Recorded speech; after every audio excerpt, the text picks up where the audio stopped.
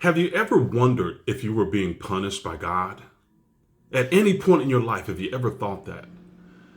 Might there still be a little remnant of that idea when things are going bad? See, that's the result of that negative programming.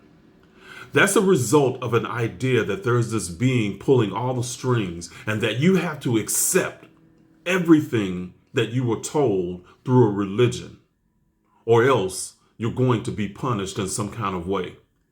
But the problem is that it's a slippery slope. It ends up wrapping itself around a whole lot of other beliefs that you don't even think about.